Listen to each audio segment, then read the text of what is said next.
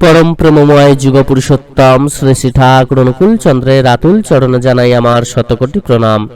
जय गुरु सकल इष्टप्राण दादा मायरा। पवित्र भाद्र मास। এই ভাদ্র মাস হলো বাংলা বছরের পঞ্চম মাস। এই ভাদ্র মাস হলো মা লক্ষ্মীর প্রিয় একটি মাস। এই ভাদ্র মাসে এই বিশেষ কয়েকটা জিনিস কাউকে কখনোই দিতে নেই। ভাদ্র মাসে এই জিনিস বাড়ি থেকে কাউকে দিলে চরম দারিদ্রতা দেখা দেয় এবং আপনি অর্থ কিছুতেই ধরে রাখতে পারবেন না। চলুন আমরা প্রত্যেকেই জেনে নিই কোন সেই বিশেষ জিনিস যা এই ভাদ্র মাসে কাউকে দিলে অর্থ সংকট দেখা দেবে এবং এর সাথে জেনে নেব বিশেষ কয়েকটি নিয়ম যেগুলো পালন করলে মা লক্ষ্মী আপনার উপর সন্তুষ্ট হবেন। আপনারা প্রত্যেকেই জানেন এই ভাদ্র মাসে প্রায় সকলের বাড়িতে মা লক্ষ্মীর পুজো হয়ে থাকে। কথিত আছে যে ভাদ্র মাসে কখনো কুকুর বেড়ালকে বাড়ি থেকে তাড়াতে নেই। প্রথমত আপনাদের রান্নাঘরের হাঁড়ি কড়া তাওয়া এগুলি হলো মা অন্নপূর্ণার জিনিস। আপনার পাশের বাড়ি থেকে বা আপনার কোনো আত্মীয়র বাড়ি থেকে বা কোনো অনুষ্ঠানের জন্য যদি আপনারা কারোর কাছ থেকে হাঁড়ি কড়া ইত্যাদি চেয়ে থাকেন তাহলে তাই ভাদ্র মাসে কিন্তু ভুলেও দেবেন না। আপনার ব্যবহার করা জিনিস বা যে জিনিসগুলিতে মা অন্নপূর্ণা এবং মা লক্ষ্মীর ভোগ রান্না হয় সেই জিনিস কিন্তু এই ভাদ্র মাসে কাউকে দেবেন না।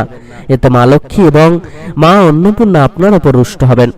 এক্ষেত্রে যদি আপনার বাড়িতে অনুষ্ঠান বা পূজা হয় তখন যদি আপনার কোনো জিনিস প্রয়োজন তখন আপনার যার কাছ থেকে জিনিসটি নেবেন অবশ্যই তাকে কিছু টাকা দিয়ে তবেই কিন্তু জিনিসটি নেবেন এবং আপনার কাছেও যদি কেউ চায় তার কাছেও সামান্য কিছু অর্থ নিয়ে তবে তাকে দেবেন। দ্বিতীয়ত হলো আপনার ঠাকুর ঘরের জিনিসপত্র আপনার বাড়ির মঙ্গলের জন্য যে হোমকুণ্ড হোম করে থাকেন সেই হোমকুণ্ড কখনো কাউকে দেবেন না।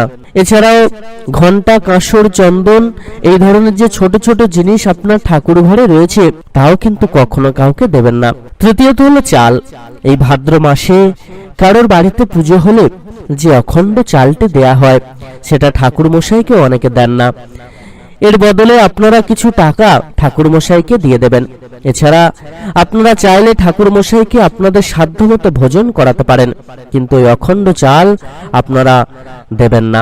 এছাড়া বৃহস্পতিবার দিন ভুলেও কখনো কাউকে চাল দেবেন না এবং কারোর কাছ থেকে এই বৃহস্পতিবার দিন আপনারা চালও কিন্তু নেবেন না। চতুর্থত হলো পুরানো ঝাড়ু বা ঝাঁটা। এই ভাদ্র মাসে চলাকালীন পুরানো ঝাড়ু বা ঝাঁটা কখনো ফেলে দেবেন না, কারণ এই ঝাড়ু হলো মা লক্ষ্মীর একটি প্রতীক। অনেকেই দেখবেন এখন ধনতেরাসের দিনে ঝাড়ু কিনে আনেন, তাই আপনারা এই মাসে ভুলেও এটিকে কিন্তু ফেলে দেবেন না।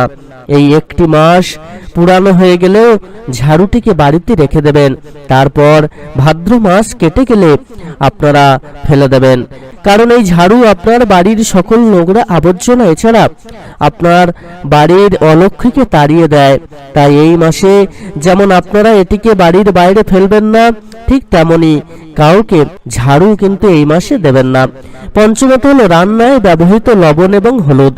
এছাড়া মা লক্ষ্মীর প্রিয় এলাচ লবঙ্গ এই জিনিসগুলিকে আপনারা এই মাসে কখনো কাউকে দেবেন না। দরকার হলে আপনি দোকান থেকে কিনে এই জিনিসগুলি কেউ চাইলে দিতে পারেন, কিন্তু ভুলেও নিজেদের বাড়ি থেকে এই জিনিসগুলি দেবেন না। শেষে যে জিনিস আপনারা কাউকে দেবেন না তা হলো নিজেদের সৌভাগ্য অর্থাৎ নিজেদের ব্যবহৃত আলতা এবং সিঁদুর। এটি শুধু এই ভাদ্র মাসই নয়, কোনো সময়ে আপনার ব্যবহৃত আলতা সিঁদুর কাউকে দেওয়া উচিত নয়। আপনারা অপরের ব্যবহার করা আলতা সিঁদুরও কখনো পরবেন না। এতে স্বামী স্ত্রীর সম্পর্কের মধ্যে অশান্তি সৃষ্টি হয় এবং স্বামী স্ত্রীর মধ্যে দূরত্ব সৃষ্টি হয়। তাই আপনারা এই 6টি জিনিস ভুলেও ভাদ্র মাস চলাকালীন যেমন কাউকে দেবেন না তেমনি কারোর কাছ থেকে এই জিনিসগুলি নেবেন না।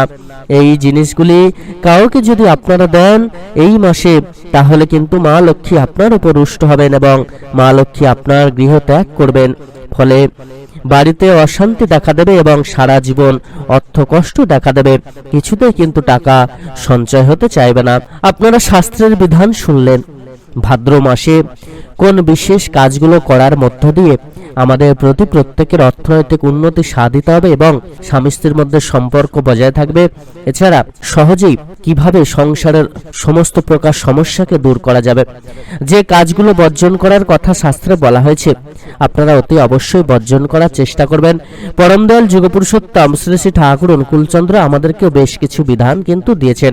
পরম দয়াল যুগপুরুষোত্তম শ্রী শ্রী ঠাকুর অনুকূলচন্দ্র তিনি তো কর্মে বিশ্বাসী, অর্থাৎ কর্ম ছাড়া তো আমাদের কোনো কিছুই লাভ সম্ভব নয়। তো এই যে স্বামী স্ত্রীর মধ্যে সম্পর্ক ভালো করার কথা বা ভালো রাখার কথা বলা হচ্ছে, এই স্বামী স্ত্রীর মধ্যে সম্পর্ক ভালো রাখতে গেলে শুধুমাত্র এই সংস্কার বা এই আচারগুলো পালন করলে কিন্তু হবে না। আমাদেরকে আগে প্রকৃতপক্ষে সেই বিবাহ থেকে, বিবাহ সংস্কার থেকে শুরু করে কিভাবে দাম্পত্য জীবন সুখের করতে হয়, যেভাবে পরম দয়াল যুগপুরুষোত্তম আমাদেরকে দাম্পত্য জীবন চালানোর কথা বলেছেন, যেভাবে দাম্পত্য জীবনে চলার কথা বলেছেন, সেই নিয়মগুলো না মানলে কিন্তু স্বামী স্ত্রীর মধ্যে অশান্তি কোনোদিন যাবে না। দেখবেন অনেকে আছেন নিজেদের স্বার্থকে চরিতার্থ করার চেষ্টা করেন, অনেক স্ত্রী বলুন বা পুরুষ বলুন উভয়ই। তো যারা এইরকম স্বার্থপর হয়ে যান সংসারের মধ্যে, যদি এরকম একটা স্বার্থপর মানুষ থাকে তাহলে কিন্তু স্বামী স্ত্রীর মধ্যে কখনো সম্পর্ক ভালো হবে না। সেটা কিছুদিনের জন্য হতে পারে, কিন্তু এমন একটা সময় আসবে যখন কিন্তু সাইক্লোন বেঁধে যাবে। আর দাম্পত্য জীবনের মধ্যে যদি স্বার্থপরতা আসে, অর্থাৎ আমার নিজেরটা আমি বুঝে নিলাম, তারপর যা হলো হলো, তখনই জানবেন যে সেই সংসারে কোনোদিন সুখ শান্তি আসবে না। এছাড়া আরো অনেক কারণ আছে। আমাদের যদি চাল চলন চরিত্র না ঠিক হয়, আমাদের কথাবার্তা যদি না ঠিক হয়, তাহলেও দাম্পত্য জীবন অশান্তি আসবে। আমরা যদি না ঠিক ভাবে গুরুজনদের সেবা করতে পারি, তাদেরকে শ্রদ্ধা ভক্তি করতে পারি, তাহলেও সংসার জীবন অশান্তি নামবে। আমরা যদি প্রকৃতপক্ষে মানুষের মতো মানুষ না হতে পারি, তাহলেও সংসারে অশান্তি বাঁধবে। এছাড়া পরম দয়াল যুগপুরুষোত্তম শ্রী শ্রী ঠাকুর অনুকূলচন্দ্র মায়েদেরকে যেভাবে হওয়ার কথা বলেছেন, মায়েদের বৈশিষ্ট্য যেমন হওয়া উচিত, সংসারে কেমন ভাবে মায়েদেরকে চলতে হবে, এই সমস্ত বিধান কিন্তু তিনি দিয়েছেন। নারীর নীতি গ্রন্থে কেমন ভাবে মায়েদের চলতে হয় সেগুলো তিনি বলেছেন। আর আলোচনা প্রসঙ্গও কিন্তু তিনি বলেছেন। বহু আলোচনার মধ্য দিয়ে আমরা আলোচনা করেছি। আমরা প্রত্যেকে মা লক্ষ্মীকে সন্তুষ্ট করতে চাই, কিন্তু মা লক্ষ্মী স্বরূপিণী হয়ে আমরা উঠতে চাই না।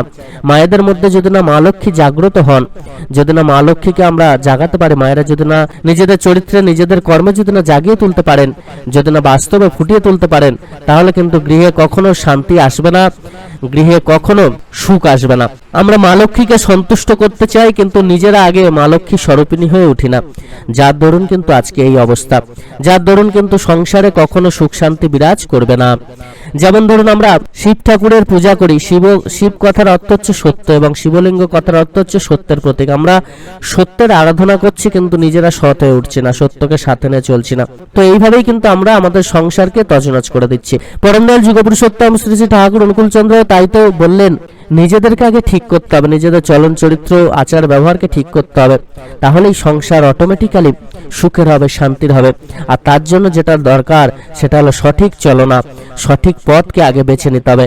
আর পরম দয়াল যুগপুরুষোত্তম শ্রী শ্রী ঠাকুর অনুকূলচন্দ্র যে পথ আমাদেরকে দিয়েছেন, সেই পথে চললে সঠিক চাল চলন চরিত্র অতি অবশ্যই হবেই হবে এবং আমাদের সংসারে উন্নতি হবেই হবে। কেননা এটা একটা হচ্ছে মোক্ষম পথ। এই পথ অবলম্বন করলে লক্ষ্যে পৌঁছাবো। আমরা কিন্তু দিকভ্রষ্ট হব না।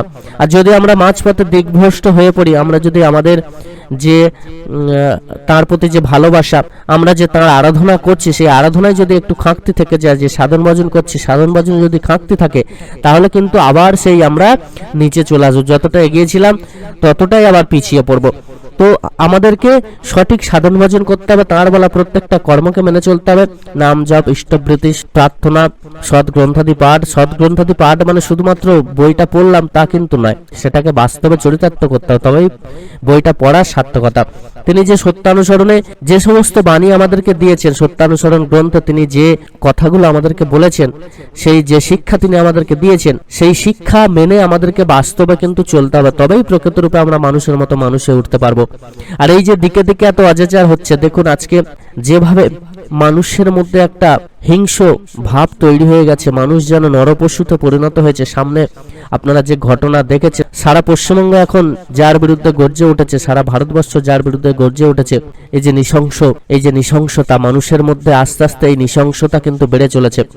মানুষের মনের ভাব যদি না পরিবর্তন হয়, মানুষের যে থিঙ্কিং, এই যে চিন্তা ভাবনা, এটা যদি না পরিবর্তন হয়, তাহলে কিন্তু সামনের দিন আরো খারাপ হতে চলেছে। যতই কঠিন আইন আসুক না কেন, মানুষ কিন্তু নিজেদের যদি না মনোভাবকে পরিবর্তন করতে পারে, নিজেদের যদি চিন্তা ভাবনাকে পরিবর্তন করতে না পারে, আর এই যে চোখের সামনে সবসময় যেসব জিনিসগুলো সামনে আসছে, এরও যদি না কোনো কঠিন ব্যবস্থা হয়, ফেসবুক বলুন, ইউটিউব বলুন, যেভাবে সামনে ওই সমস্ত জিনিসগুলো চলে আসছে, এগুলোও কিন্তু হটাবার দরকার আছে।